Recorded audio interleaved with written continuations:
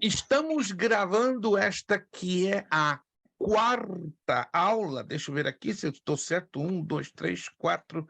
Não, essa é a quinta aula. Essa é a quinta e a penúltima aula da nossa matéria de Bibliologia 1. Quinta e penúltima aula da nossa matéria de Bibliologia 1.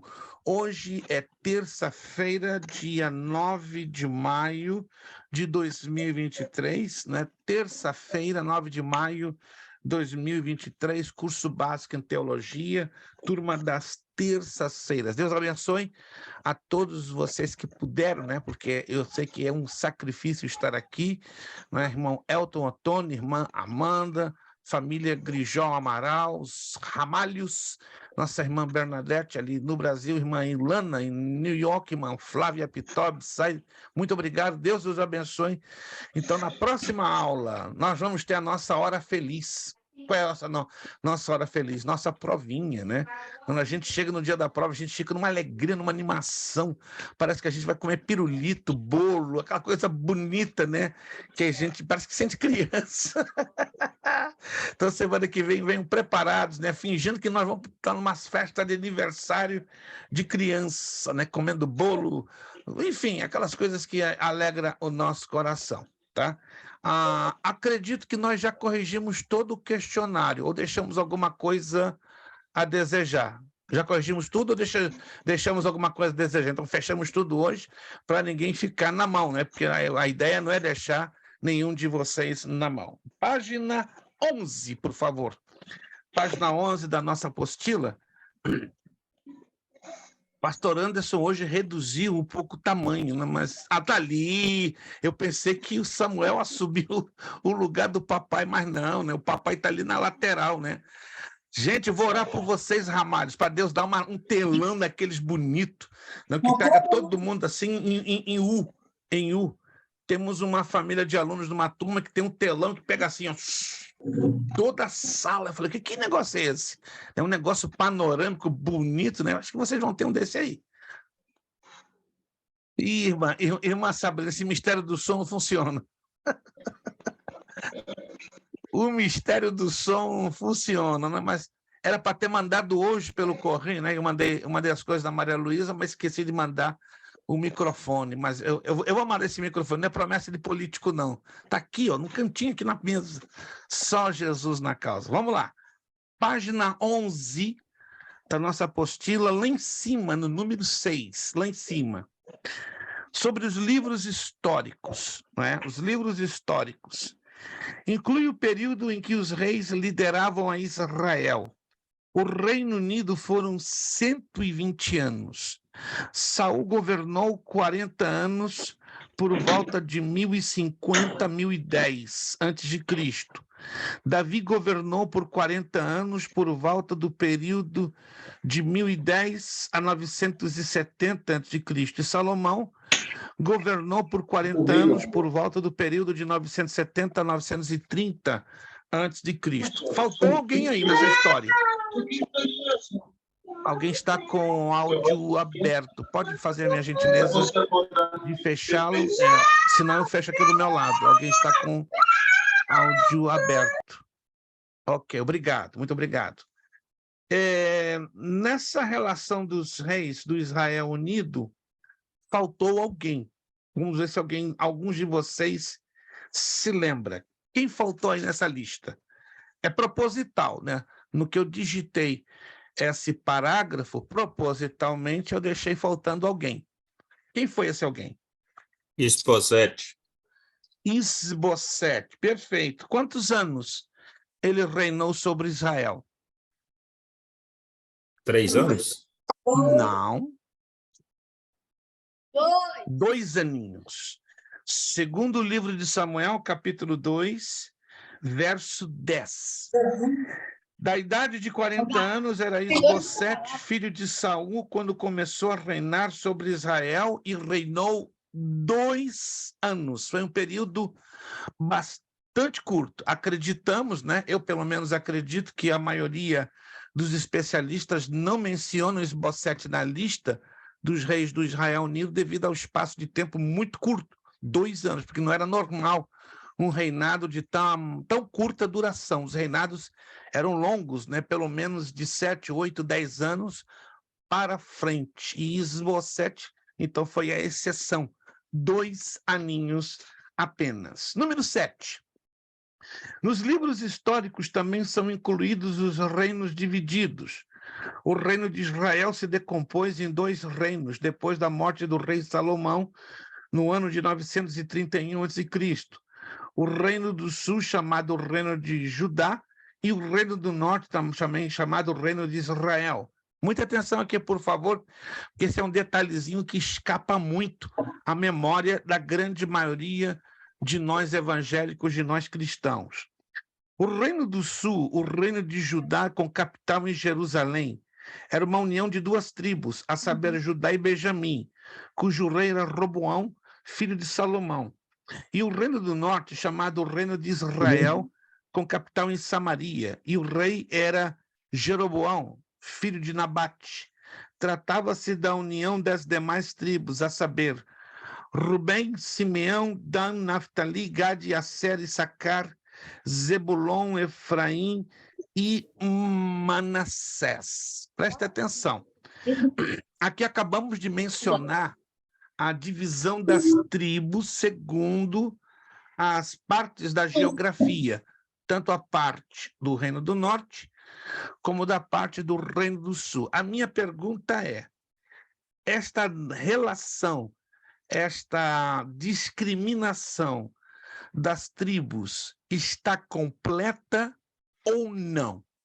Se não está completa, quais seriam as tribos que estariam faltando e qual a razão que elas não constam dentro desta divisão territorial? Ou seja, tais tribos, estão me acompanhando, para o Reino do Norte e outras tribos para o Reino do Sul. Então, são 2 perguntas em uma. Primeira pergunta: esta lista de tribos que estamos apresentando aqui, ela está completa ou não? Se não está completa, quais seriam, então, as tribos que não são apresentadas nesta lista que acabamos de falar e qual a razão pelas quais ou pela qual estas tribos não aparecem? Vamos lá, se vocês conseguem se lembrar. Isso é importante no estudo da bibliologia. Mas aqui tá as 10 tribos do norte e as 2 do sul, Aston, tá não? Pensa um pouquinho mais. O irmão vai se lembrar, vai trazer lá do fundo do baú. Pensa um pouquinho mais. Então, o irmão está afirmando que esta lista está completa. Ok, se o irmão está afirmando, então não tem nada a acrescentar. Algum aluno discorda disto? É importante sabermos se esta lista está definitivamente à luz da Bíblia, completa ou não.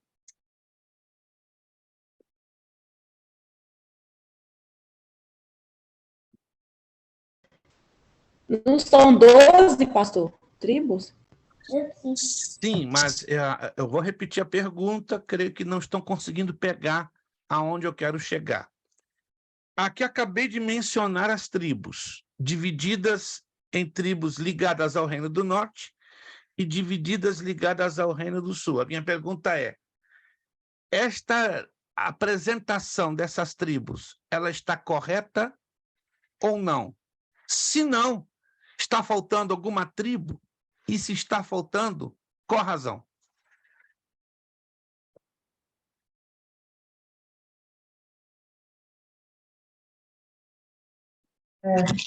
Pastor, tá faltando Sim. as tribos, tá faltando as tribos de Davi e de Benjamim. Não, não. Davi não é tribo. Davi não é tribo. 12 filhos de Jacó. Davi não é tribo. Vamos lá, então vocês estão com bastante dificuldade, seria interessante então que vocês anotassem. As 12 tribos originais. Isso é importante, gente. Gênesis capítulo 49 e capítulo 50, ali mostra a narrativa bíblica de Jacó abençoando seus filhos antes da sua morte. Quem já leu esse texto? Capítulos 49 e 50 de Gênesis. Aí Jacó fala um por um, menciona o nome de cada um dos seus filhos. Definitivamente, Jacó teve 12 filhos e uma menina, por nome de Diná. Isso aí já sabemos. Mas se vocês lerem com a máxima atenção ali no livro de Gênesis, capítulo 49 e capítulo 50, vão descobrir algo interessantíssimo.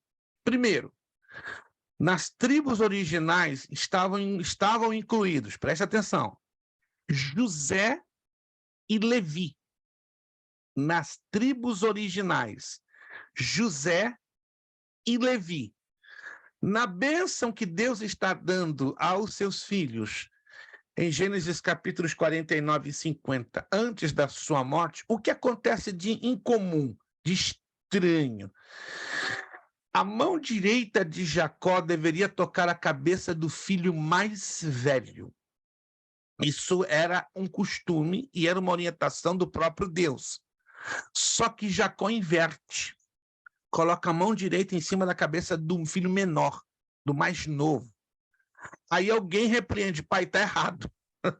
Fizeste um cruzamento, não está certo.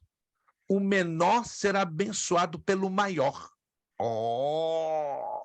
E o detalhe, dentro da repartição das tribos, não entra José, por uma simples razão, porque Jacó recebeu uma orientação do próprio Deus para trazer os seus filhos, os filhos de José, Efraim e Manassés.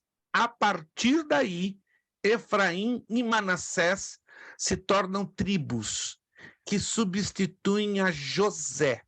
Agora, o detalhe, Levi era originalmente, entre aspas, uma tribo. Só que ela não foi incluída na repartição da terra prometida. Por quê? Porque o próprio Deus disse com todas as letras, Levi não vai herdar nenhuma porção das terras, porque a Levi lhe caberá o quê? O sacerdócio. Então não mudou o número das tribos, mudou a ordem das tribos. O número continua 12. Entenderam? Sai José, entra os filhos dele, Manassés e Efraim. E, consequentemente, sai Levi. Não altera nada. Só se você basta fazer as contas. Então, as tribos do reino de Judá foram Benjamim e Judá.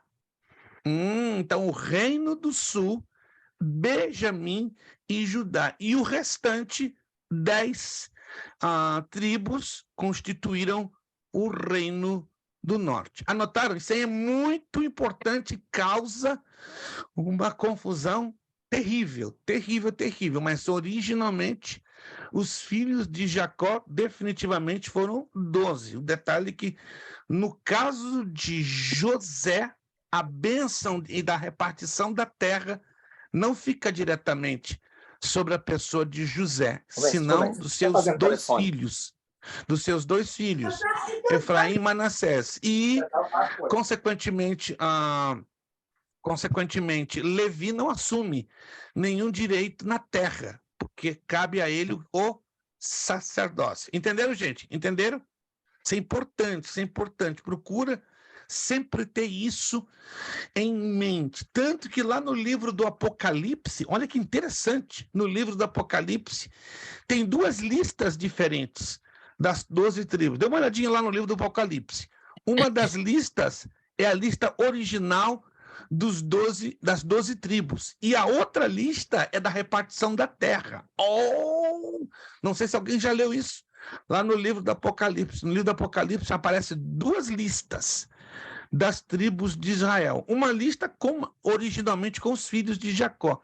E a outra lista com essas substituições que eu estou acabando de dizer a vocês, né? Tudo tem uma razão do porquê. Por que uma lista desse jeito e a outra lista daquele jeito? Para cumprir alguns propósitos dentro da soberana vontade de Deus. Essa é a razão que o livro do Apocalipse é o único livro da Bíblia que nos traz essas duas listas das tribos de Israel, e se você não ler com atenção, isso pode trazer uma aparente contradição. Irmão Leandro, boa noite, paz do Senhor. Telinha Boa está noite. pequena hoje, né? Está no telefone, ficou acostumado a ver o irmão grandão, hoje está pequenininho, rapaz. Esqueci de colocar o iPad para pegar, pastor. Sem problema. Dê uma giradinha no seu telefone, aí talvez mude um pouquinho o campo. Aí, agora cresceu. Agora cresceu. Isso, irmão Leandro estava do tamanho do filho. Agora ficou do tamanho normal. Perfeito. Vamos lá.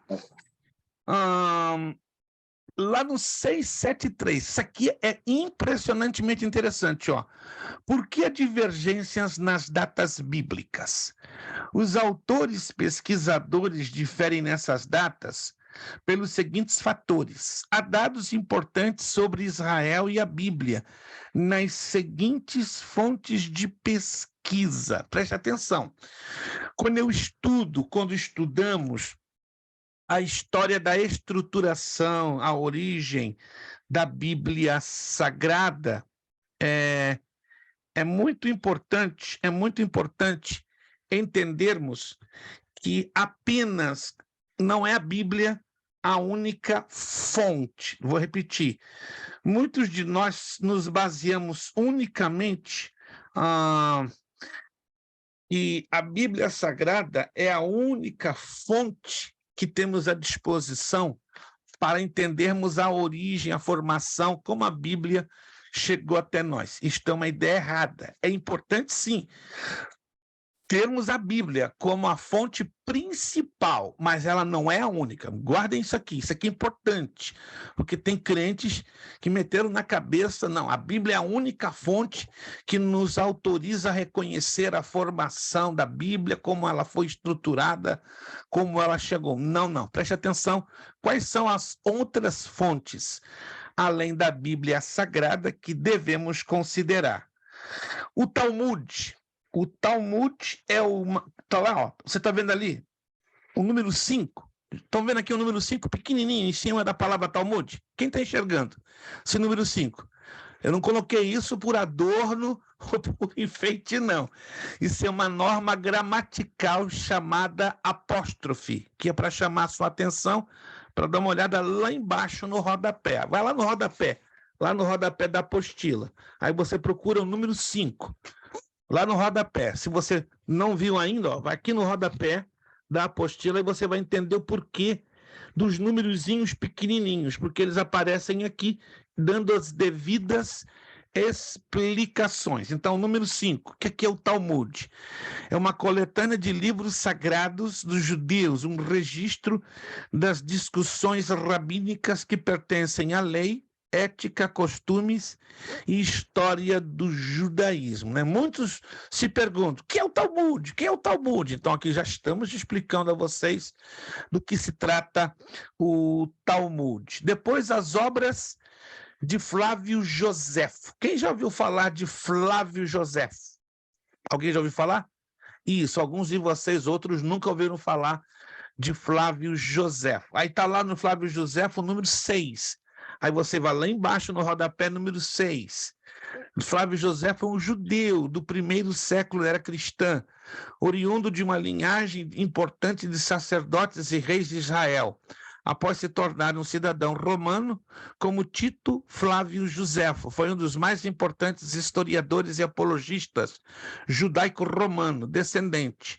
Suas duas obras mais importantes são a Guerra dos Judeus, cerca do ano 75, e Antiguidades Judaicas, cerca do ano 94. O primeiro é a fonte primária para o estudo da revolta judaica contra Roma, que aconteceu entre os anos 66 e 70 depois de Cristo. É aquele famoso livro, né, que você já com certeza já viu nas estantes da CPAD, das edições CPAD, A História dos Hebreus. Quem já ouviu falar deste livro, A História dos Hebreus? Se você já ouviu falar, recomendo. É excelente.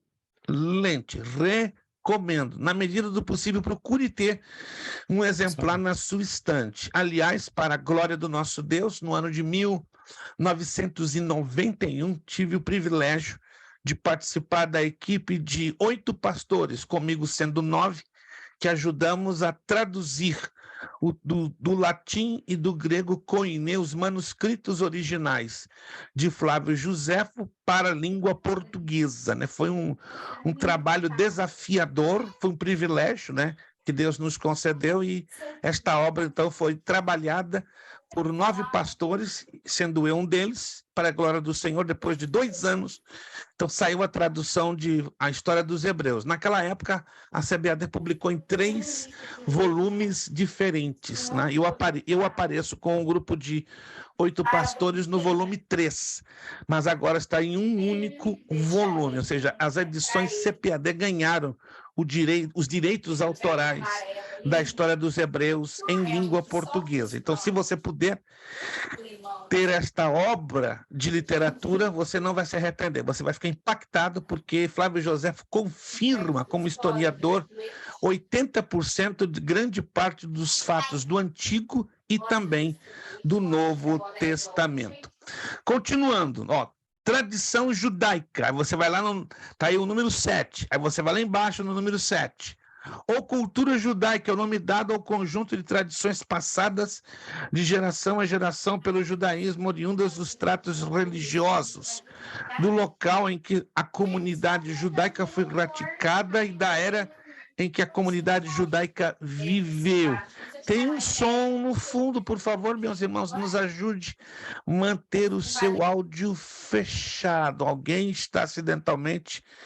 Isso, obrigado. É importante mantermos o áudio fechado. Qualquer sonzinho vaza, e vaza feio. Incomoda todo mundo.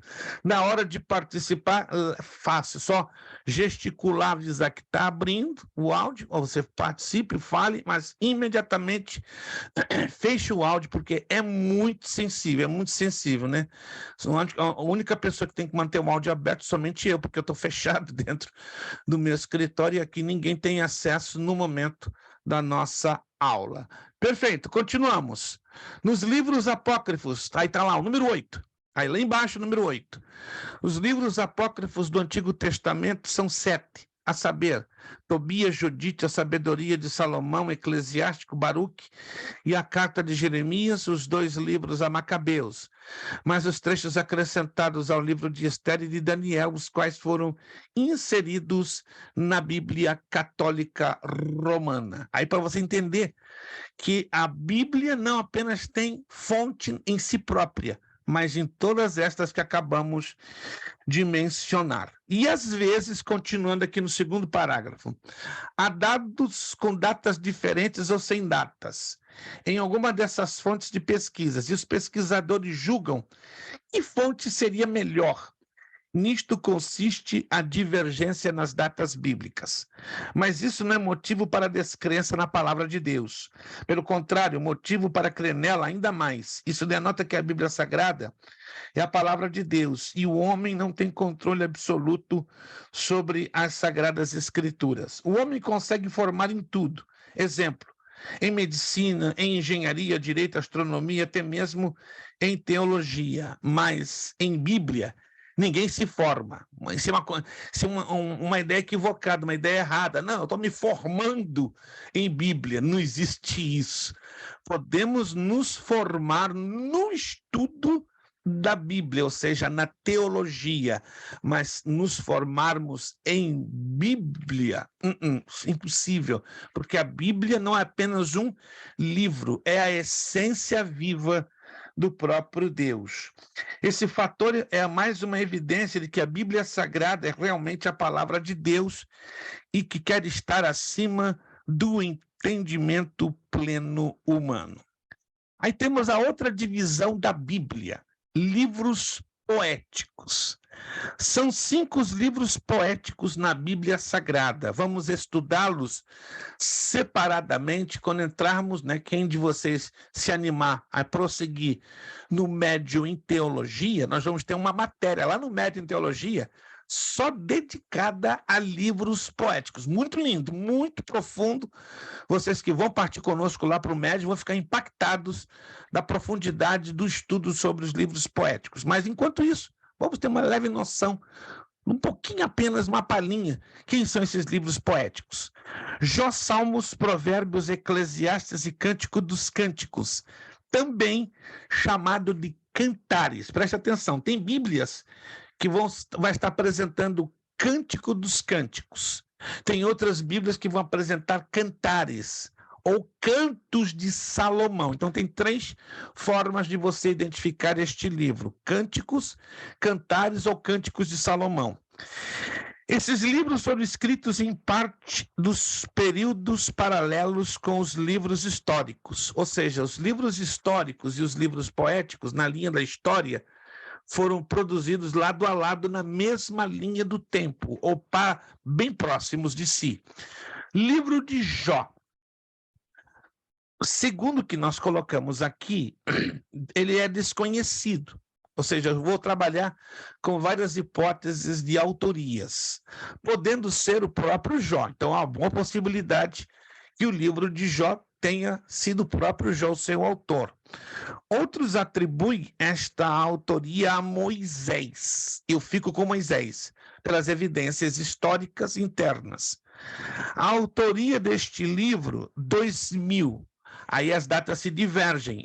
Tem outro grupo de historiadores que colocam 1560 a.C. Então, o mais apropriado é dizer entre 2000 e 1560 a.C. É o livro mais antigo da Bíblia, isso não temos dúvida, aí estamos de acordo com tudo. É o mais antigo da Bíblia, devido não citar nenhum outro livro ou personagens bíblicos dos demais livros sagrados.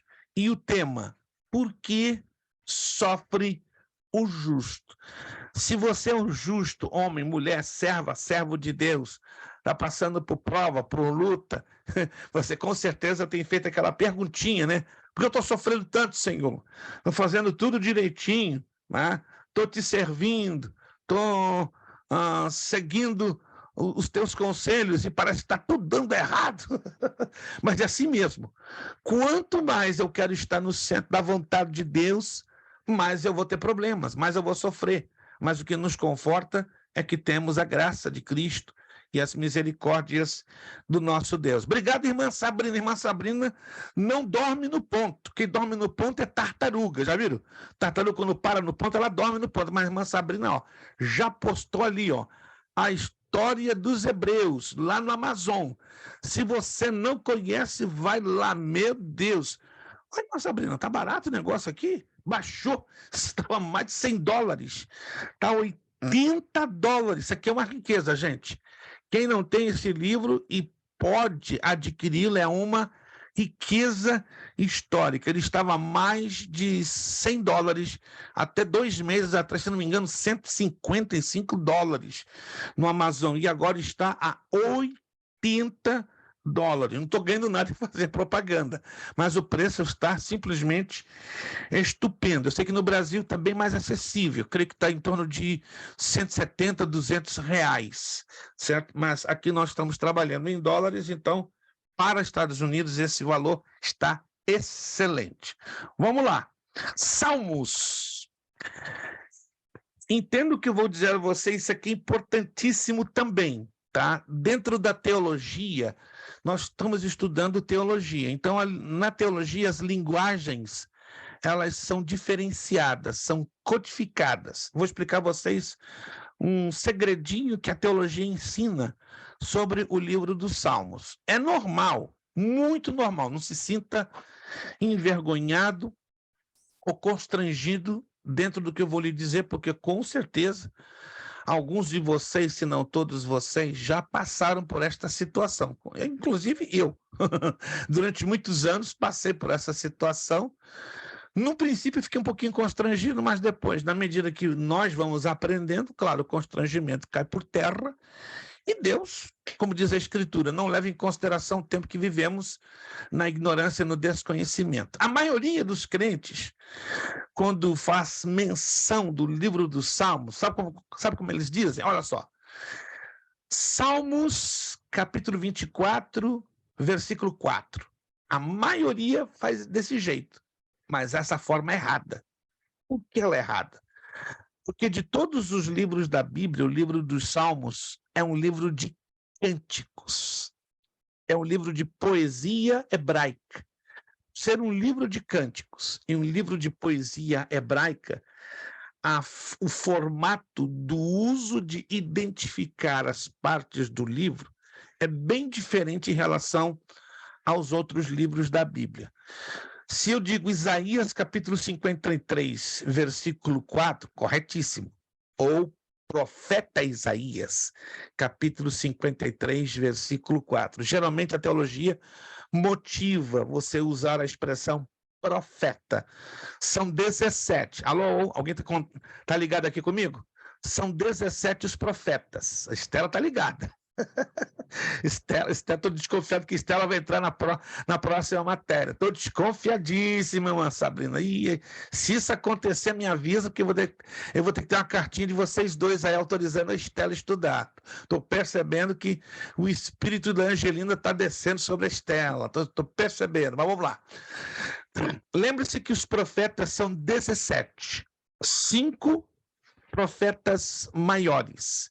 12 profetas menores. Então, teologicamente falando, é conveniente você dizer profeta Abacuque, capítulo 3, versículo 2, profeta Amós, capítulo 3, versículo 5. Não é errado você dizer Amós, capítulo 3, versículo 5, tá? Não é errado.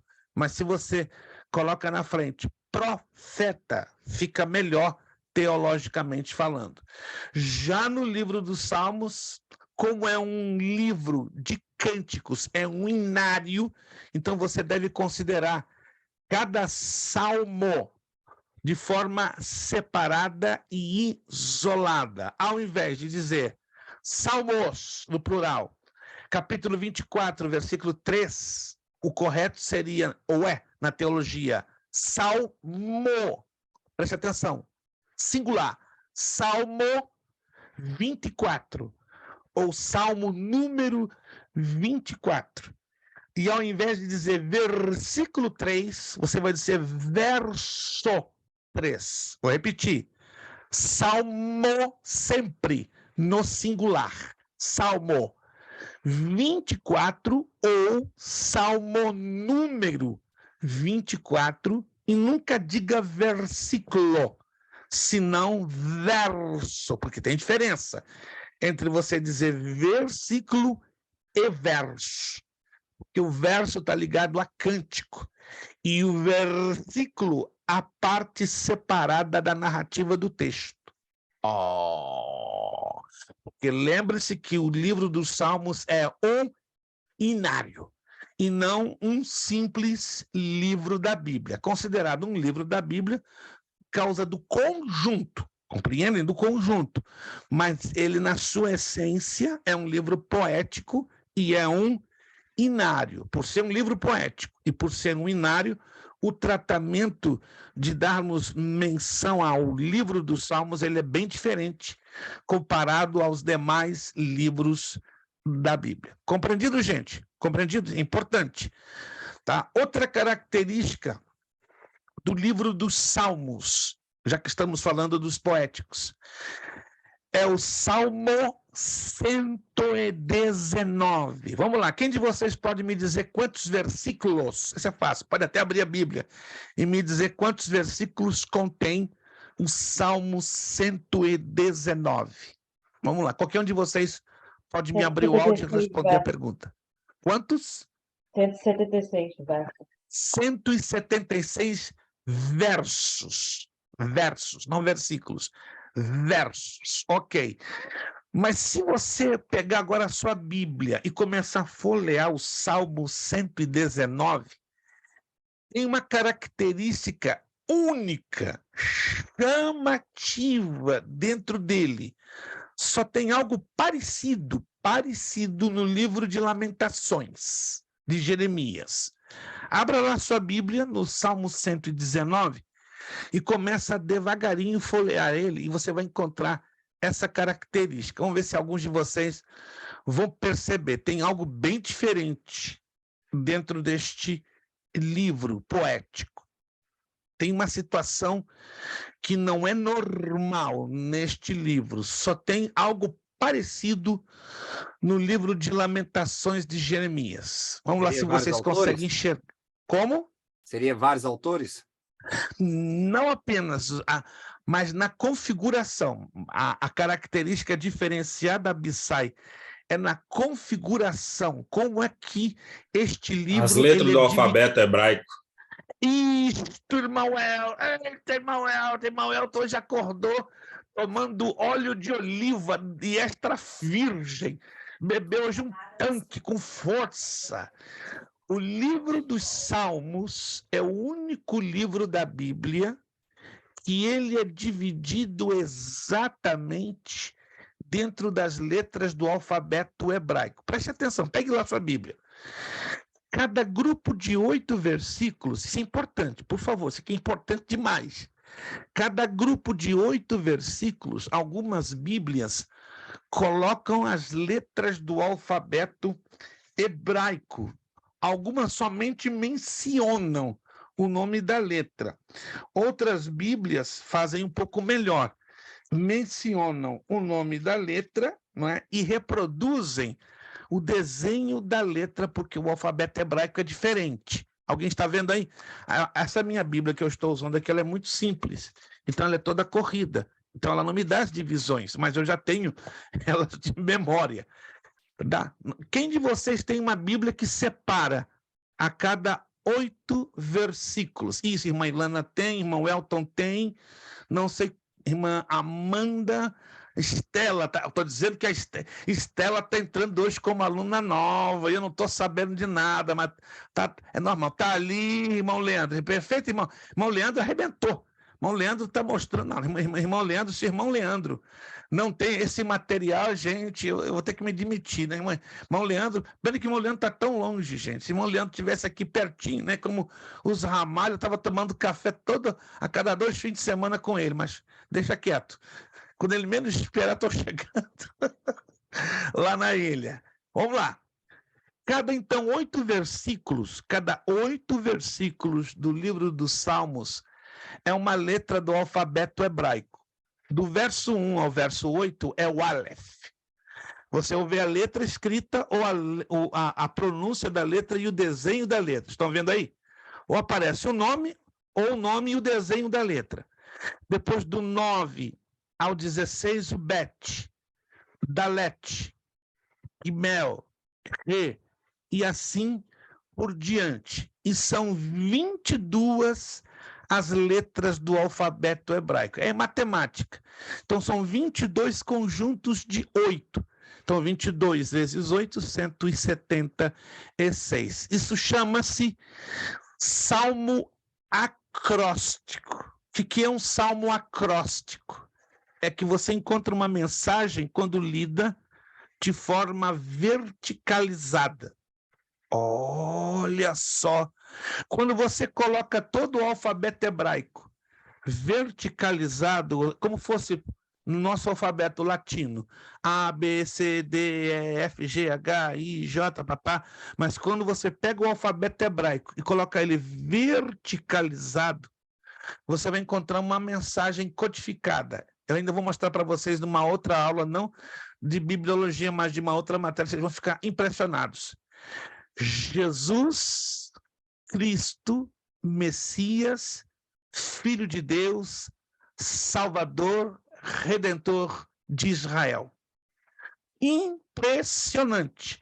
Quando você pega todas as letras do alfabeto hebraico, verticaliza, ou seja, as 22 letras te trazem essa mensagem em hebraico. Lindo, lindo, querendo dizer que o Senhor Jesus é o centro da Bíblia e é o Redentor tanto da nação de Israel como de nós, gentios. Por isso que é considerado o salmo acróstico mais importante da Bíblia Sagrada. Eu vou recomendar um livro para vocês chamados Códigos da Bíblia. Não sei se vocês já ouviram falar, eu vou postar aqui no grupo, um livro maravilhoso. Infelizmente, ele não tem disponível ainda. Posso estar muito enganado, já pesquisei pelo menos até 2 semanas atrás, eu desconheço que ele exista em português. Ele é considerado o melhor livro hoje disponível sobre as Escrituras Sagradas, e ali nos mostra os códigos da Bíblia. O que quer dizer isso? Dentro da Bíblia tem um código, como este que eu acabei de falar agora. E você encontra mensagens e profecias ocultas de uma forma maravilhosa no texto hebraico, aramaico e no grego koiné, mas você precisa conhecer os códigos, tá? E um servo de Deus passou boa parte da sua vida se dedicando a encontrar esses códigos. Não é um livro fake, não é um livro sensacionalista, ele é verídico. Tem vários outros livros que são fakes e sensacionalistas. Eu tenho pelo menos uns 45 a 50. Já li todos eles. Agora, este que eu vou recomendar a vocês não é fake, não é sensacionalista, não é teoria de conspiração. Ele é fantástico. Se você lê inglês, recomendo você ter este livro, chamado The Codes of the Bible, Os Códigos da Bíblia. Tremendo. Depois que eu li esse livro, uma vez, li 2, li 3, li 39 vezes. Eu fiquei impactadíssimo. E ali você encontra revelações de profecias que estão debaixo de outras profecias, num impacto tremendo, tremendo, né? Na verdade, os estudantes da Torá, né, do Antigo Testamento em hebraico, já têm uma boa noção dessas profecias. Nós, os cristãos, é que conhecemos muito pouquinho delas. Então, eu vou postar ainda hoje no grupo. Você encontra este livro no eBay e no Amazon, próximo de $25. Se você lê inglês e tem interesse em entrar na profundidade desse assunto, valeria definitivamente a pena. Ok. A autoria dos Salmos. Agora sim, vamos entrar na autoria. Davi, Salomão, os filhos de Asaf e os filhos de Corá. Mas preste atenção na minha pergunta. Além de Davi, Salomão, os filhos de Asaf e os filhos de Corá, temos um capítulo que teve a autoria de um grande, importante personagem das Escrituras Sagradas. Qual é este capítulo e quem foi o personagem? Quem se lembra? Entenderam a minha pergunta? Está aí a listinha dos autores dos diversos salmos. Mas, além desta listinha apresentando estes nomes, tem um indivíduo que não está aqui mencionado. Não está aqui mencionado, mas ele é importante na história bíblica. E ele é o autor de um salmo. Quem é Moisés, esse? pastor? Moisés! Para levar 50 pontos, me diga qual é o salmo, por favor. Não sei, pastor. Não Ai. Então eu vou de consolação lhe dar 40. Não vou lhe dar Obrigado. 50. É o Salmo 90. Oi, irmão Leandro. Irmão Leandro, eu queria dar um abraço agora no meu irmão Leandro. A sinceridade dele foi tamanho que tocou meu coração. Não sei, pastor. 40 pontos, irmão Leandro. Mas o esforço dele foi brutal. Anote aí, o Salmo 90. Salmo 90. Salmo 90. A autoria foi Moisés. Então, além de Davi e Salomão, os filhos de Asaf e os filhos de Corá, Moisés foi o autor do Salmo 90. Trata-se de uma coleção de 5 livros. Olha como o livro dos Salmos também é dividido, além das 8 estrofes, né, que constituem as 22 letras do alfabeto hebraico. O primeiro livro vai do Salmo 1 ao 41. O segundo livro do 42 ao 72, o terceiro livro do Salmo 73 ao 89, o quarto livro do Salmo 90 ao 106, do quinto livro do 107 ao 150.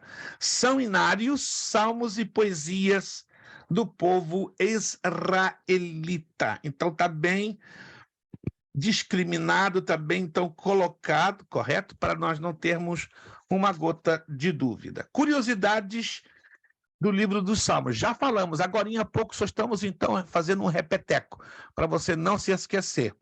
Nos Salmos não tem capítulos nem versículos, tem salmos e versos. Mas em linguajar geral da Bíblia, diz-se capítulo para cada salmo nessa perspectiva, que acabamos de falar agora há pouco. Assim, nos Salmos tem o maior e o menor capítulo da Bíblia e o capítulo central. Aqui, por favor, corrijam, erro meu de digitação, não é 199, é 119, 119. Corrijam, por favor. Eu digitei 199, mas o correto é 119. Então, no linguajar prático, né, popular, o Salmo 119 é o maior capítulo da Bíblia, mas nós não tratamos os salmos como capítulo, ok? Só para você ter um entendimento. Então, o Salmo 119 é o maior capítulo da Bíblia, com 176 versos. O 117 é o menor salmo da Bíblia, com 2 versos. Faltou a letra S. Pode colocar, parece 2 veros, né? Mas na hora da digitação, comi a letra S. E ainda o Salmo 117 é o capítulo central, é o centro da Bíblia, tá? E a quantidade de capítulos antes dele é a mesma quantidade que tem depois. Não precisa nem colocar a fita métrica para medir. O 117 é exatamente o centro das Sagradas Escrituras. Provérbios, autor Salomão Agur Lemuel. Escrito em Jerusalém. Alguns estudiosos afirmam que foi quando Salomão, filho de Davi, se tornou rei de Israel e orou a Deus, pedindo-lhe sabedoria e conhecimento para julgar este grande povo. Há uma curiosidade importante que eu vou dizer, porque não está na apostila, no livro de Provérbios e no capítulo 31. Eu acredito que vocês já devem ter lido o capítulo 31, mas eu motivo vocês lerem de novo. Por quê? Tem algo que na maioria das vezes lemos,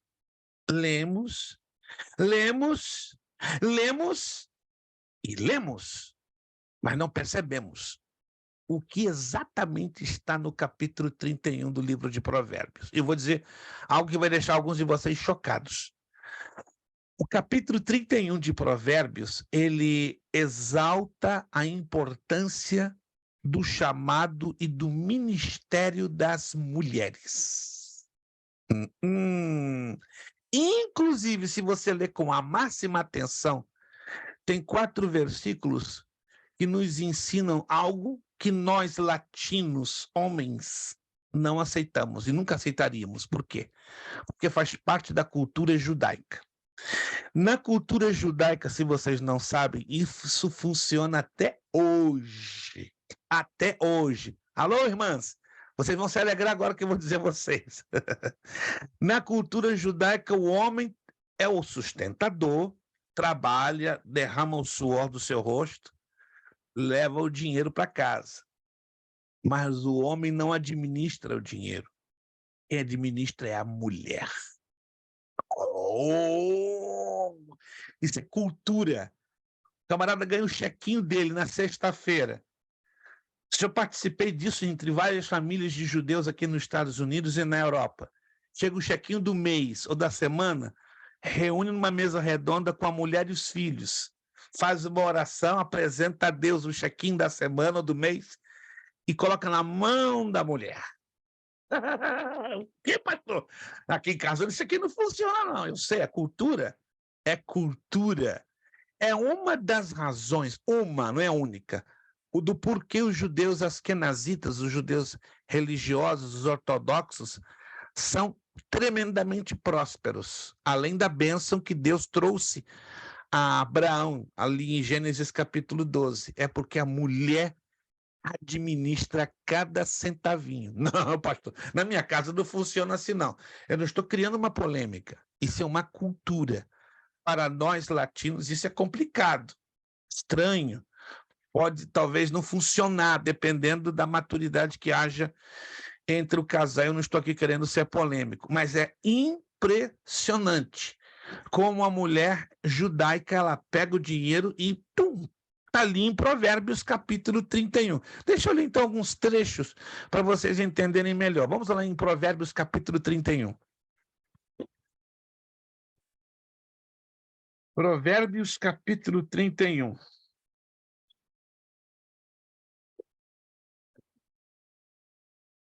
Versículo 10 em diante. É a chamada mulher virtuosa.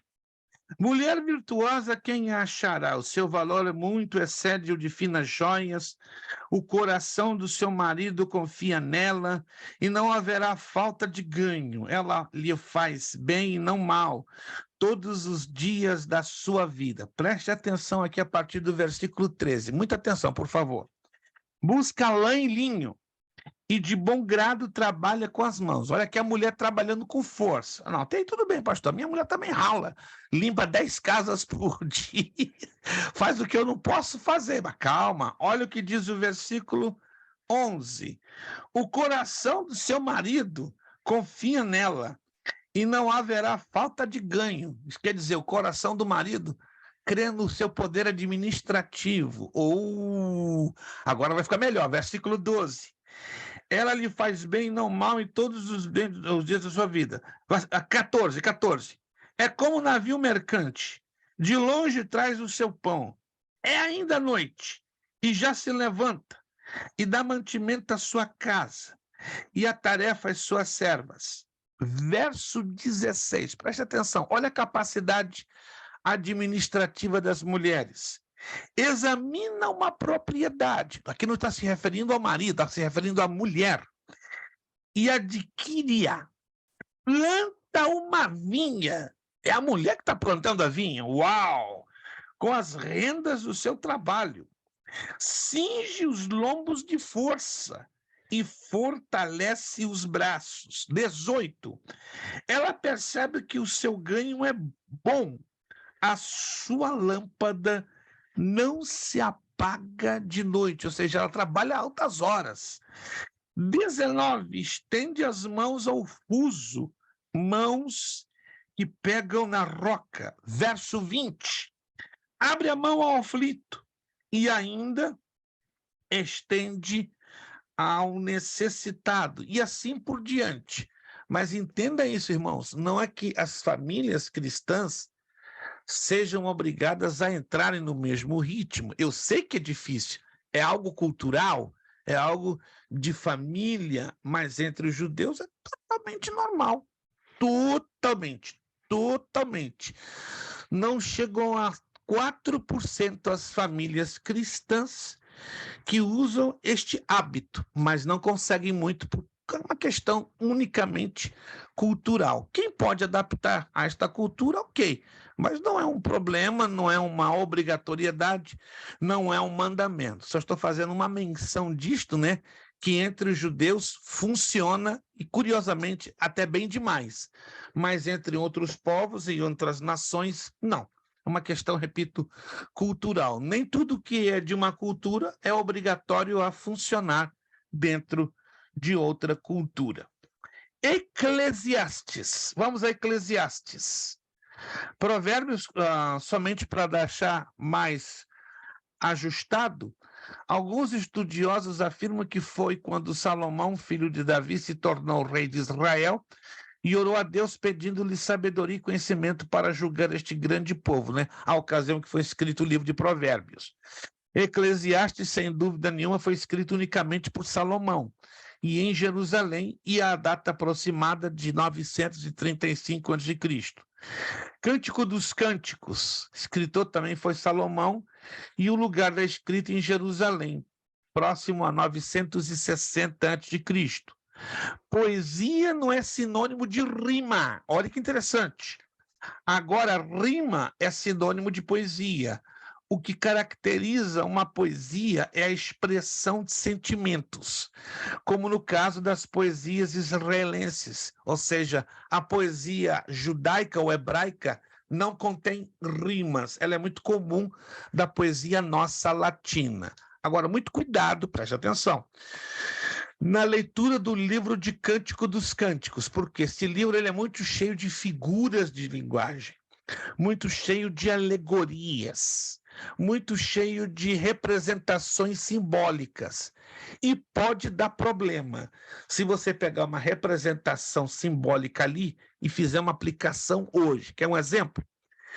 Eu fui presidente de um grupo de jovens durante muitos anos no Rio de Janeiro. Tinha os meus 23, 24, 25, 26 anos de idade. Os jovens eram muito animados, né? Assembleia de Deus da Taquara, Jacarepaguá. E no retiro, e nós dirigimos, cuidamos, um retiro muito grande de carnaval, alguns irmãos desejavam declamar poesias para suas namoradas, noivas e até esposas. Eu não achei nada de errado, até o momento que um irmãozinho, não vou dizer o nome, né? Esse vídeo pode cair ao conhecimento dele, pode me constranger, não vou citar o nome dele.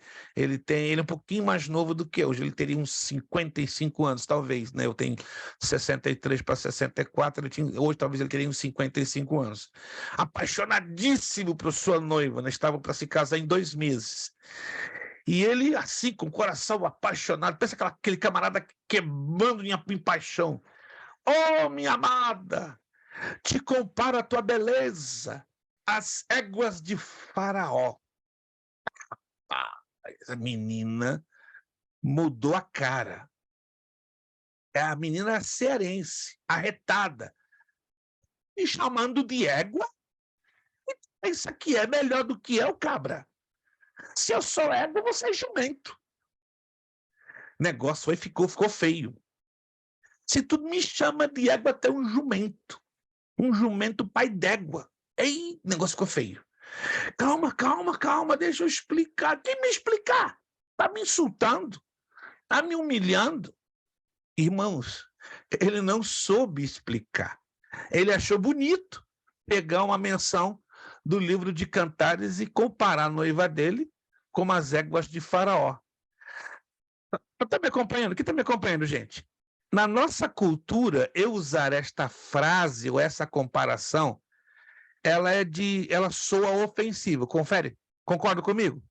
Soa ofensivo. Chamar sua noiva, sua namorada, sua esposa, égua de Faraó, porque a expressão égua na nossa cultura, ela é naturalmente ofensiva, concordam? É algo ofensivo. Chamar você é uma égua, ou você é um asno, uma cabra, um jumento. Mas no livro de Cantares, presta atenção, as éguas de Faraó eram um modelo máximo de beleza. Anote isso, modelo máximo. Por quê? O pelo das éguas eram penteadinhos, fininhos, eram lavadas quase que diariamente, brilhavam, tinham o corpo ereto, pescoço levantado. Pensa no bichinho bonito. Eram as éguas de Faraó. E dentro da cultura oriental, era modelo de beleza máxima. Eram como as Misses Universo. Vamos dizer que eram as Gisele Bündchen naqueles tempos. Hoje você usa Gisele Bündchen como modelo de beleza feminina. Mas as éguas de Faraó era o top. Meu irmão, só uma recomendação. Você pode estar apaixonado, cheio de carinho pela sua esposa. Não cai na bobagem de comparar éguas de Faraó. Vai dar problema. Vai dar problema. Porque nem todos vão entender esse contexto histórico. Como estão me entendendo, gente? Isso é muito sério. Nós temos que ter muito cuidado com os livros poéticos. Nem tudo que lemos nos livros poéticos, seja Jó, Salmos, Cantares e Eclesiastes, você pode pegar para aplicação nos dias de hoje, porque é tudo muito cultural. Tem um significado profético e muitas das vezes, sim. Tem uma aplicação prática para nossas vidas? Claro que sim. Mas temos que ter redobrado cuidado para não fazermos aplicações incorretas. Deixa eu fazer uma pergunta rápida.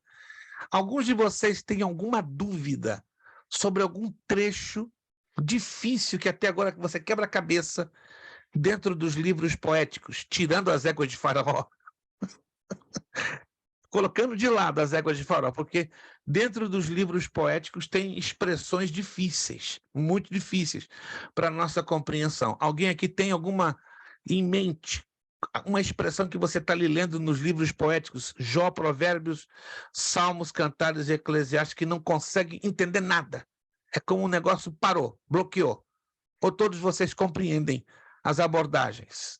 Ninguém tem em mente de momento? Não. Ok, sem problemas. Pastor, Eu estou fazendo... Sim, irmão Leandro. só uma colocação só. Eu tenho bastante dificuldade para entender Cantares. Todo ele, né? Sim, sim. Porque ele é muito, como que se diz? Alegórico. Isso, aham. Ele trabalha com muitas alegorias, certo? Infelizmente, a gente vai ter que esperar o médio. Por quê? Só vou dar uma palhinha bem rápida. O livro de Cantares é fantástico. Ele é difícil de ser compreendido assim, de imediato. Mas só para você ter uma ideia. Ele Sim, é poético também ou não? É claro, Não. ele está dentro dos livros poéticos. Ele está dentro do conjunto dos 5. Por ser livro poético e por ser um livro que está dentro da cultura hebraica, claro, ele é difícil de ser imediatamente interpretado. Então tem um código dentro dos livros poéticos. E esse código, ele é um pouquinho piorado, se eu posso dizer assim, ele é um pouco mais complicado no livro de Cantares. Mas deixa eu só resumir para vocês entenderem. Como entendemos o livro de Cantares? Todo o processo, escutem essa, todo detalhadamente explicado até pela medicina, do relacionamento sexual entre marido e mulher, em detalhes, está dentro do livro de Cantares. É assustador. Não vou aqui por uma questão ética, né? E também não é um momento de nós entrarmos nesses pormenores, certo? Mas o livro de Cantares, ele mostra passo a passo da maneira como ocorre o relacionamento sexual entre um homem e uma mulher. Desde as preliminares, tá? O ponto alto e o ponto baixo. Alguém está entendendo? Como é que eu estou... Tem algumas crianças que estão ali no fundo, claro que a gente não vai poder usar uma linguagem explícita, mas o livro de Cantares, ele é impressionante. Quando você começa a entender os códigos, você, uau! É de fato isso mesmo. É assustador, tá? Tanto o começo, que são chamadas preliminares, o meio do relacionamento sexual e a conclusão. Impressionante, impressionante. Você lendo a grosso modo, não enxerga, mas no momento que você vai entendendo os códigos que o livro traz, me permita só mencionar uma frase, nada mais, nada mais, nada mais. Abra lá em Cantares, só isso. Só vou dar uma frase. Como é impressionante isso. Como é impressionante. Cantares, capítulo 2.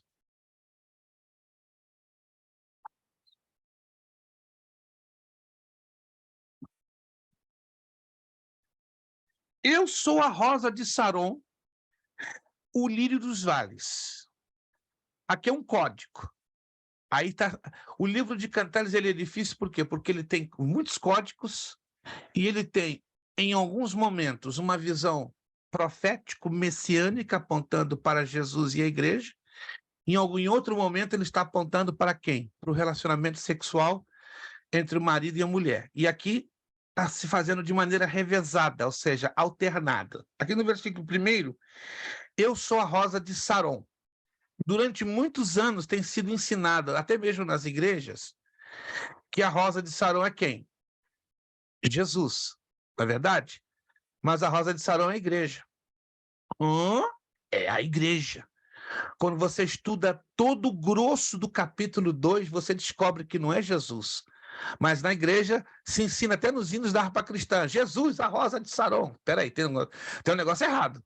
Se você estuda o capítulo 2, você descobre que não é Jesus, é a igreja. Agora, preste atenção. O versículo 2. Qual lírio entre os espinhos tal é minha querida entre as donzelas. Essa expressão do verso, só essa expressão do verso 2 está falando do órgão sexual masculino copulando com o feminino. Só paro por aqui. É impressionante. Olha só. Qual lírio, alô, entre os espinhos? Interessantíssimo. Isso é uma linguagem figurada. E assim vai em todo o capítulo 2, capítulo 3, capítulo 4. É impressionante. Salomão foi muito estratégico quando ele usa certas palavras, lírio, está falando do órgão sexual masculino, tá?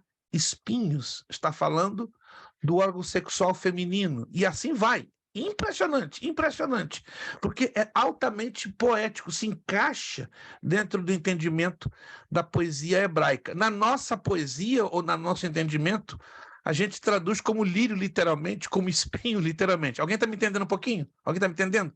É que eu não posso prosseguir dando maiores detalhes, certo? A gente vai estudar isso com detalhes na matéria chamada livros poéticos. É assustador. Inclusive, existem livros da cultura judaica que explica detalhes do livro de Cantares, né? Tanto que já existem livros em inglês que mostram, né, a interpretação correta, até muito usado para estudos bíblicos para casais, né?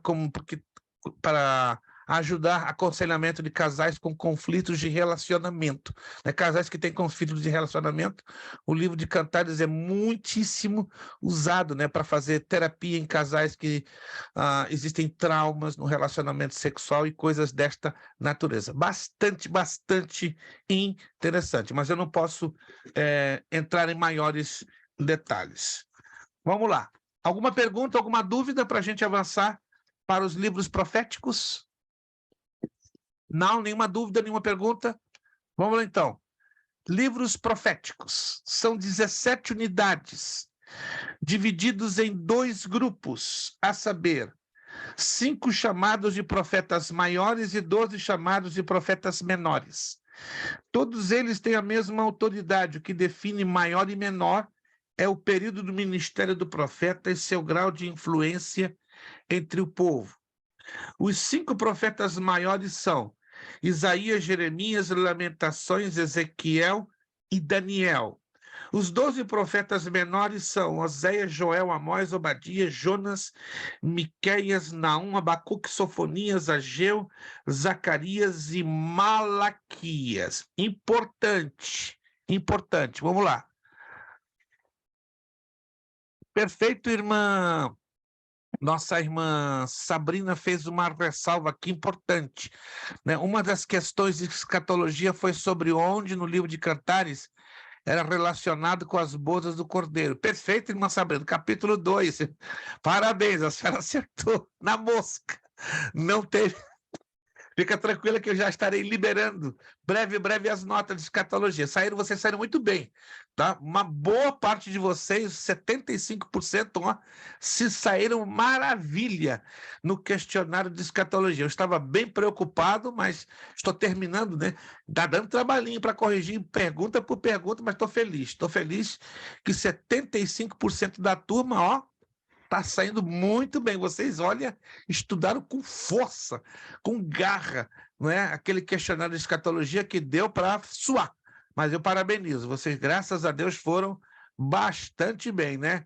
Bastante bem mesmo. Vamos lá. Isso aqui é importante que eu vou dizer. Lamentações, ele é considerado extensão do livro do profeta Jeremias. Por essa razão que ele está incluído no livro de profetas maiores, tá? Essa é a razão. Não é porque Lamentações seja um homem ou um profeta, mas é um livro que é uma extensão do livro do profeta Jeremias. Deixa eu fazer uma perguntinha. Hoje em dia, a gente está aí nas redes sociais, eu creio que vocês, não é? Têm redes sociais, Facebook, WhatsApp, Instagram, Twitter. E eu uso muito as redes sociais, pelo menos 1, 2 vezes por semana. Meu tempo é um pouco apertado, não posso estar constantemente como muitos. Tem um tempinho longo, né? Então lá, quase todo dia em cima das redes sociais. Mas nas 2 vezes por semana que eu uso as redes sociais, eu me assusto muito com uma expressão que ela é muito mal interpretada e pessimamente usada. Sabe qual é? Profético. Esses dias eu estava observando jejum profético, dieta profética, vigília profética, enfermidade profética, enxaqueca profética. Sério, gente, não estou brincando. Se eu tivesse tempo, eu postaria todas essas aberrações. Não vou fazer isso que você vai se escandalizar. E de igrejas grandes, importantes aqui na América e no Brasil. Gente, enxaqueca profética. Já viram isso? Jantar profético, banquete profético, café da manhã profético. Só falta colocar dor de barriga profético. Gente, eu fiquei irritado. Qual o significado, afinal, que as pessoas dão a profético? É profético? O que é isso? Profético? Né? Não vou dizer em detalhes, porque é até vergonhoso. Um certo cidadão no Brasil, em Goiás, já estou dizendo até o lugar, em Goiás, fez um cartaz no Facebook: vem aqui, receba a sua benção, porque o missionário está passando para vocês a baba profética e cura. Aí ele menciona aquele texto que Jesus, né, cuspiu. Lembram que Jesus cuspiu na terra, fez um bolo de barro e untou os olhos de um cego. Então ele menciona esse texto para dizer que o missionário tem a mesma unção de Jesus, trazendo a baba profética. Gente, é asqueroso, é nojento. Está lá o cara com a baba caindo, né? Tá fazendo assim na mão e dizendo: esta baba cura. Que isso? Baba profética. É engraçado em termos, mas é trágico em outros, né? Porque mostra a profunda ignorância bíblica da grande maioria. O que vocês entendem por profético? Vamos lá.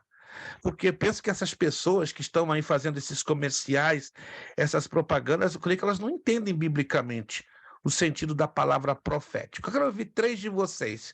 O que vocês entendem por profético? Vamos lá. E olha que é uma febre. O negócio é sério. Quem já viu esses anúncios nas redes sociais? Alguém já viu esses anúncios?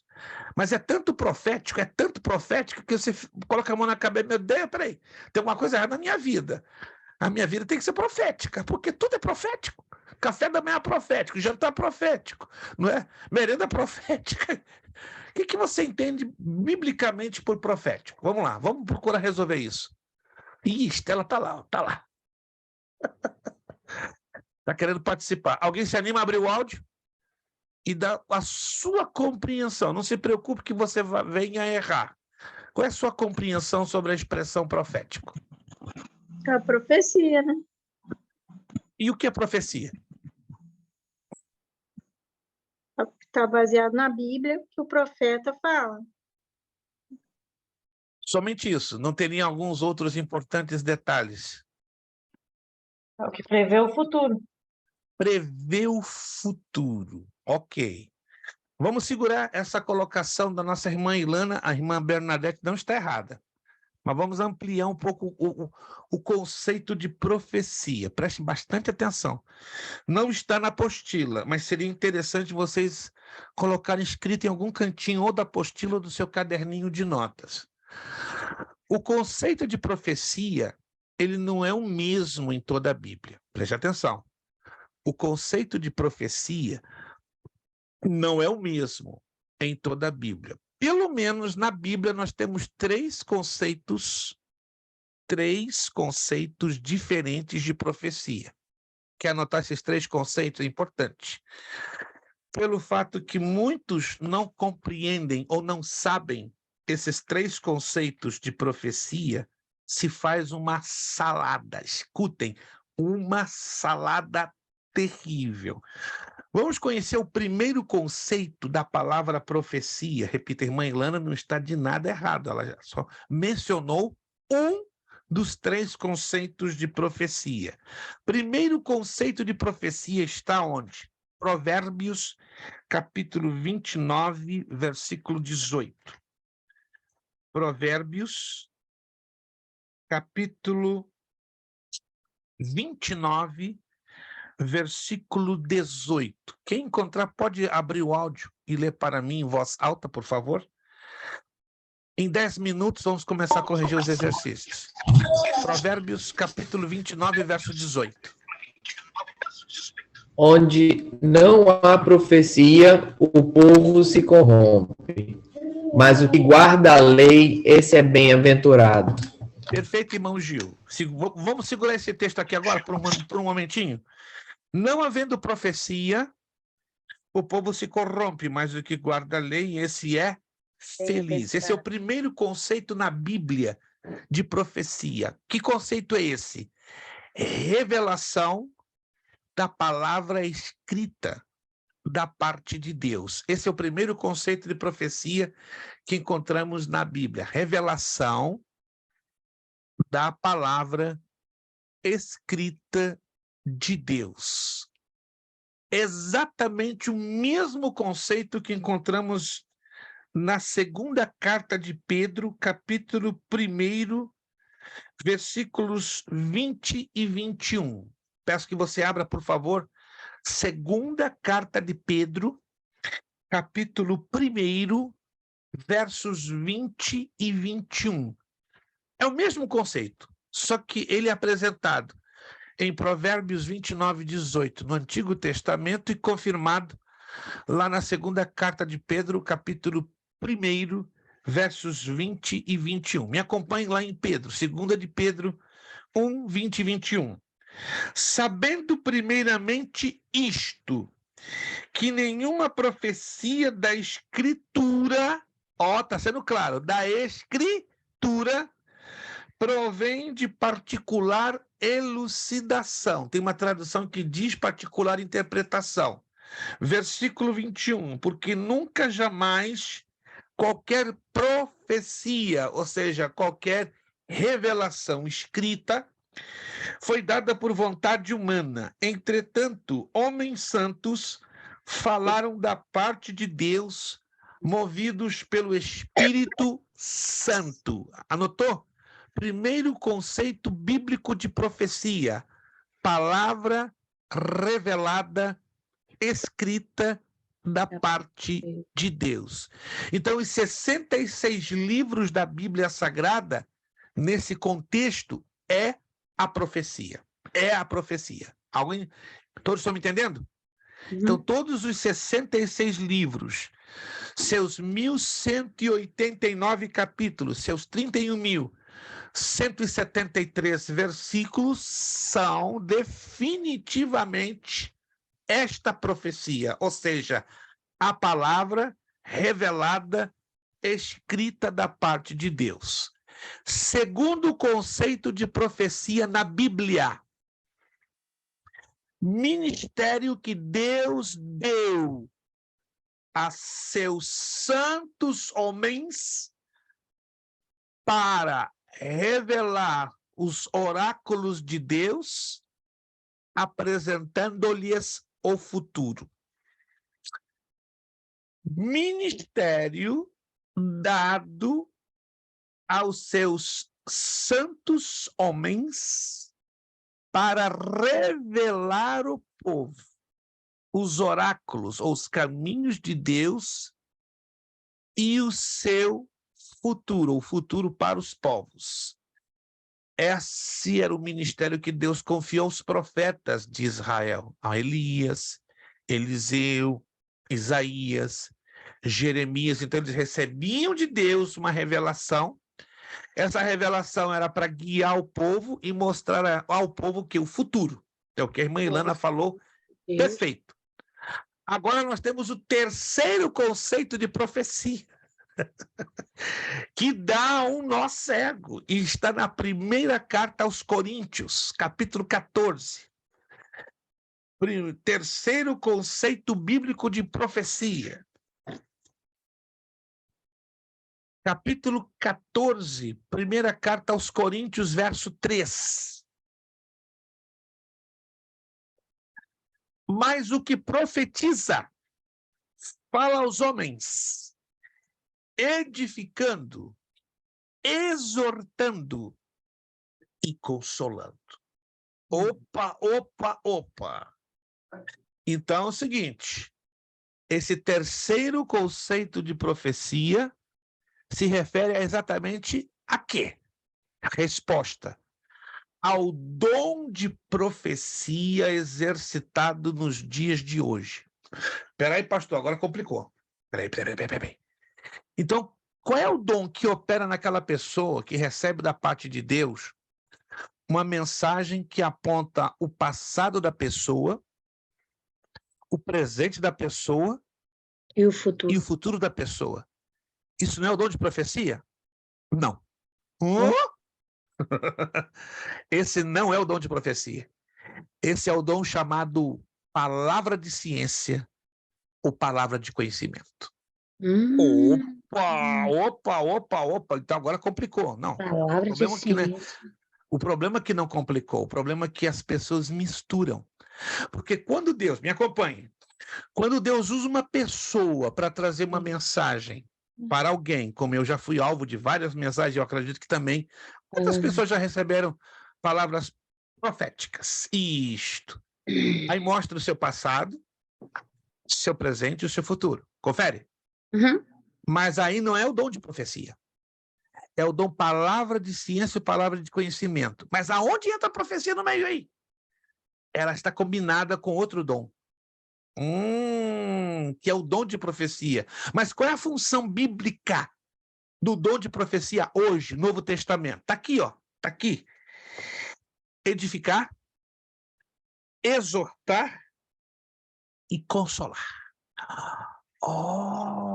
Deus usa alguém, fala do meu passado, do meu presente, do meu futuro e me traz o quê? Edificação, conforto, exortação, me chamando a atenção para olhar para frente, levantar a cabeça e me consola. Aí entra o dom de profecia. Ô, pastor, peraí, isso eu não sabia. Sabe por quê? Porque os dons espirituais hoje, eles não trabalham sozinhos. Eles trabalham em combinação com vários outros, para trabalhar com 1, com 2, com 3, com 4, com 5 ao mesmo tempo. Como é que eu sei que isso que o senhor está falando é bíblico? Primeira carta de Pedro, capítulo 4. Vamos lá. Gente, eu não estou falando nada da minha cabeça. Estou falando Bíblia purinha. Primeira carta de Pedro, capítulo 4. Primeira carta de Pedro, capítulo 4. Quem pode ler para mim, por favor? Em voz alta, abrindo seu áudio. Primeira carta de Pedro, capítulo 4, versículo 10.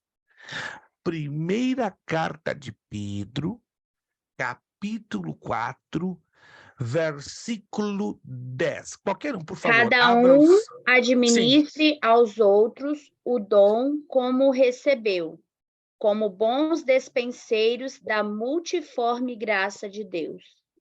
Irmã Amanda, não quero abusar da sua bondade, a sua voz ficou espetacular. Eu creio que vou ter que até colocar isso como a faixa musical da nossa escola. Ficou o top. Pode repetir, não querendo abusar da sua gentileza. Repita o mesmo texto. Eu peço, por favor, tenha atenção. Irmã Amanda vai repetir a leitura deste texto. Eu sei que você já leu esse texto várias vezes, mas vamos prestar atenção em cada parte que esse texto nos apresenta. Irmã Amanda, pode ler de novo, por gentileza. Cada um administre aos outros o dom como recebeu, como bons despenseiros da multiforme graça de Deus. Muito obrigado. Agora, vamos lá. A minha tradução é bem parecida com a da irmã Amanda. Começa assim. Servir uns aos outros. Não sei se a sua tradução está essa primeira parte. Servir. Então, temos essa obrigação. E o verbo está no imperativo. Servir. Não é vocês devem servir, não. Servir. Isso é uma ordem. Servir uns aos outros. Vírgula. Cada um, eu, você, cada um de nós separadamente, conforme o quê? O dom, o presente que recebeu. Como que? Bons dispenseiros. O que é dispenseiro? É um bom administrador, é um bom cuidador dos bens que Deus nos concede. Ok. Como bons dispenseiros do quê? Do quê? da multiforme graça de Deus. Mas o que quer dizer isso? Multiforme. Me acompanha? Múltiplas formas, diversas maneiras. Então, Deus, nos dias de hoje, nos dias do Novo Testamento, ele não opera com um dom espiritual sozinho, isolado. Anote isso. Hoje, nos dias do Novo Testamento, como o Espírito Santo vive, alô? O Espírito Santo vive dentro de mim e de você. Você crê nisso? Que o Espírito Santo vive aí dentro de você? Isso, hoje ele vive. Ele não veio nos visitar, ele veio para fazer morada permanente. Jesus assim ensinou em João capítulo 14. Como o Espírito Santo está aqui dentro, que coisa preciosa saber que ele vive, ele reside dentro de mim e dentro de cada um de vocês, cada um de nós. Então ele, como parte do pacote da residência do Espírito Santo em nós, ele deu-nos o quê? Esta capacidade maravilhosa chamada multiforme graça de Deus, ou seja, é um presente tão maravilhoso que Deus nos deu em Cristo Jesus, que o seu Espírito Santo faz com que os seus dons sejam de várias utilizações ao mesmo tempo. Então, nenhum dom espiritual hoje na minha e na sua vida funciona sozinho, isolado. Não. Ele funciona dentro de um conjunto, pode ser um conjunto de 2, de 3, de 4, de quantos dons agradar a Deus fazê-lo. Alguém está me entendendo, gente? Está me entendendo? Então, o dom de profecia hoje não trabalha isolado, sozinho, como era nos tempos do Antigo Testamento. Hoje o dom de profecia ele trabalha dentro desse pacote da multiforme graça de Deus. E na maioria das vezes, ele trabalha edificando, exortando, consolando e revelando o passado, o presente e o futuro. Aí trabalham com 2 dons.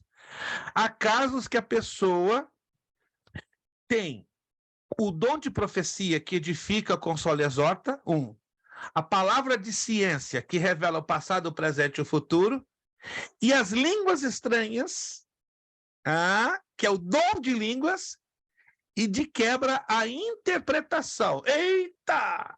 Alguém já viu alguém falar em línguas por um bom tempo, daqui a pouco começa a trazer uma mensagem para a igreja, para a congregação, e ela mesma interpreta a mensagem? Alguém já viu isso? Já viram também uma pessoa que Deus toma, ela fala em línguas, e levanta uma terceira pessoa, ou uma segunda pessoa, para trazer a interpretação do que está falando em línguas? Alguém já viu isso? Sim ou não? Aí você está percebendo como Deus usa dentro de uma multiforme maneira, de uma multiforme capacidade de vários dons ao mesmo tempo, não é? Mas guarde bem isso. Nenhum dom espiritual, hoje, tempos do Novo Testamento, eles vão funcionar sozinhos, um só dom, como era no Antigo Testamento. No Antigo Testamento era um só, isolado, pum. Hoje não, eles trabalham em 2, 3, 4, 5. Quantos dons Deus assim quiser fazê-lo, para que se cumpra aquilo que acabamos de ler em 1ª Carta de Pedro, capítulo 4, verso 10. É a multiforme graça de Deus. Tá bom, gente? Alguma pergunta sobre essa parte? Isso aqui é interessantíssimo. Pouca gente conhece isso, porque não investigam a fundo a Escritura Sagrada. Por não investigar a fundo a Escritura Sagrada, claro, a coisa parece que fica isolada. Essa é a razão que eu bati na tecla sobre a questão de profético, porque a maioria das pessoas não entende o que está falando. Dieta profética, jejum profético, culto profético, enxaqueca profética, isso é um modismo que não atende a uma visão bíblica. Temos que entender o porquê dessa palavra, dessa expressão profético. Já conseguiram entender, biblicamente, o significado da palavra profético? Isso é muito sério, é muito profundo e tem um leque enorme. Se não há dúvidas pelo assunto que já temos abordado, então vamos parar por aqui, vamos corrigir os exercícios, então vamos aqui anotar que nós vamos parar aqui ainda nos livros proféticos e vamos na próxima aula, que vai ser a última aula de bibliologia, vamos colocar aqui, resumo, o Antigo Testamento não se trata do fundamento dos apóstolos e dos profetas. Então, na próxima aula, que vai ser a última, nós continuamos aqui, tá? Então, na próxima aula, repito, 16 de maio, vai ser a nossa última aula da matéria de bibliologia. Eu vou anunciar a próxima matéria para vocês, tá bom? A próxima matéria eu vou anunciar. Então, a gente vai ter a conclusão desta matéria na primeira parte, que vai ser até aproximadamente 9h30 da noite. E de 9h30 em diante, vamos ter a nossa provinha de 12 questões, baseadas no questionário de 40 perguntas. Então, daquelas 40 perguntas que estão lá no fundo, e vamos agora acabar de corrigi-las, tá? Então, nós vamos extrair 12 perguntinhas, as mais rápidas, as mais objetivas possíveis, para ninguém ficar aí a desejar. Anotaram? Então, paramos na página 12. Então, na próxima aula, querendo Deus, 16 de maio, vamos continuar aqui, resumo, página 12, o Antigo Testamento, não se trata, aí a gente procurará terminar até onde der, lembrando que é interessante que o aluno continue lendo, né, o conteúdo da apostila, é importante, embora não é uma apostila muito grande, mas é impossível nós em 6 aulas estudarmos todo o conteúdo dela, então esse é o objetivo. A apostila ela é uma bússola, ela é um mapa, a gente só trabalha com os assuntos mais importantes e mais relevantes. Vamos para o finzinho dos exercícios, então, vamos lá? Vamos lá, eu acredito que eu parei na pergunta, deixa eu ver aqui, 25, confere. Eu corrigi até a pergunta de número 25, então vamos começar a corrigir a pergunta de número 26. Acho que você foi corrigindo tudo, Professor, pai. você corrigiu tudo. Tudo? Sério? Tudo. Que Sim. legal! Se eu corrigir tudo, então vocês estão num lucro, gente, parece que é tanta coisa que eu estou vivendo aqui, né? Algumas tribulaçõezinhas, corre para lá, corre para cá. Obrigado, Abissai. Quem que seria de mim se essas cabeças mais frescas e mais jovens, né, como do irmão Gil, né? Eu queria ter a cabeça do irmão Gil. Oh, meu Deus, eu seria um pouquinho mais feliz, né, na cabeça do Abissai, a cabeça do pastor Anderson, do Leandro, então nem se fala. A cabeça do Leandro tá numa frescura limpinha, hard drive zero. Ai, meu Deus, mas a minha tá...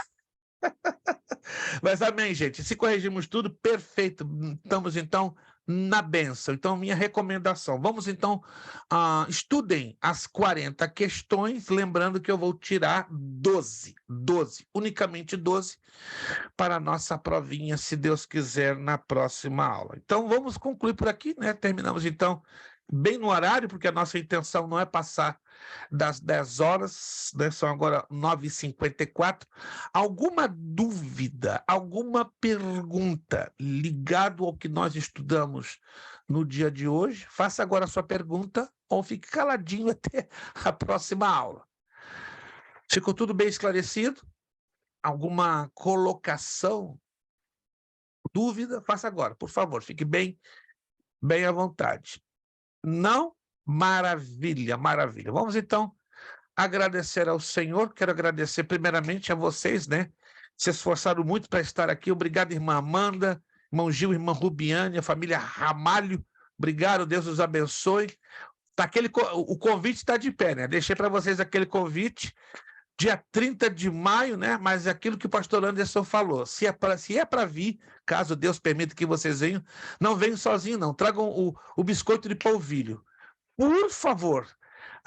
Vai ser o passe. Só vou entrar na nossa casa nova com biscoito de... Estou falando sério, gente. Eu já barrei.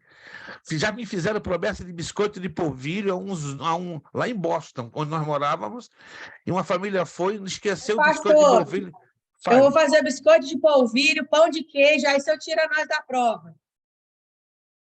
Isso é suborno, gente. Isso é bribe, isso é suborno. Gente, agora ficou pesado o negócio. O negócio ficou pesado, gente. Isso aí não... Faz café também. Não, eu não posso ceder, não, gente. Não posso fazer isso, não. Desculpa, está sendo gravado, mas agora saí. Desculpa, irmã Sabrina, a senhora deu uma rateada forte. Mas tá churrasco.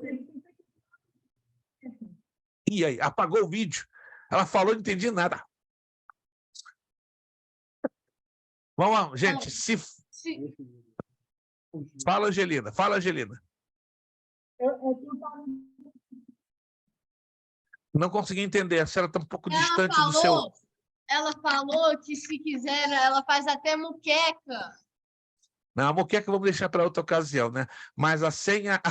Não, vem, gente. Vamos mudar de assunto para a gente terminar o horário. Pães queijo com linguiça. Vamos deixar a moqueca para outro dia, gente, senão o negócio está ficando estranho.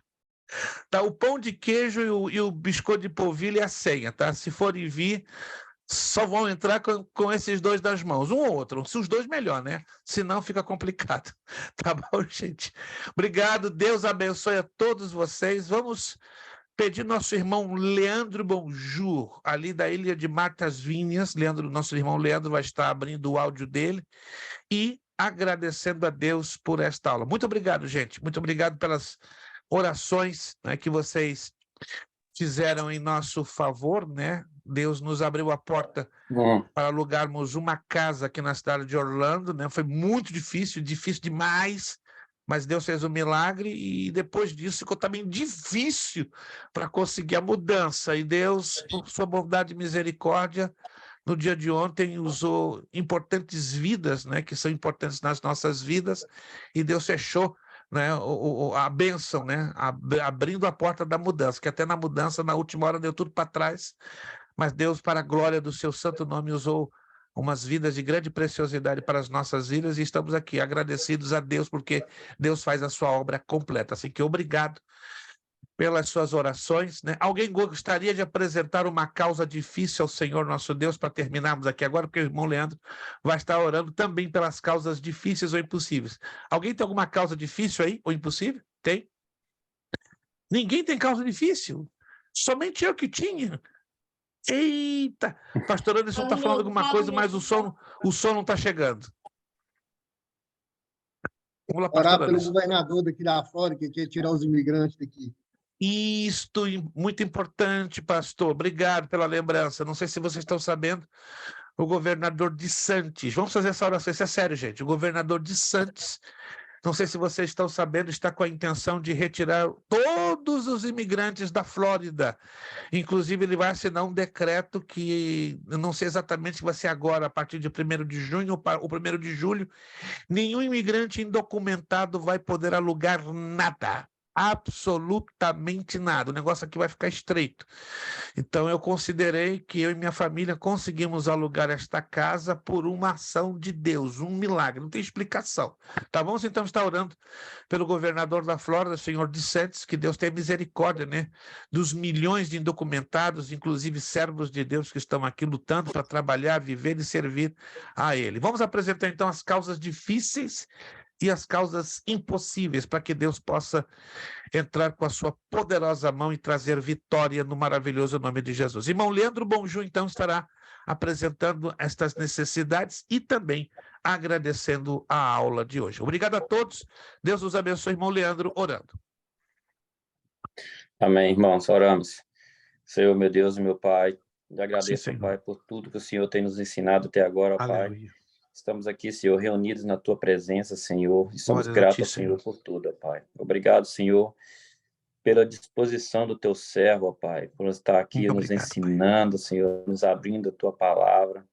Senhor, o Senhor também está nos abrindo o nosso coração, Pai, a nossa mente, para entender a Tua palavra, Pai. Glória a Jesus. Meu Deus, todas as causas impossíveis, Senhor, todas as causas difíceis, o governo na Flórida, Pai.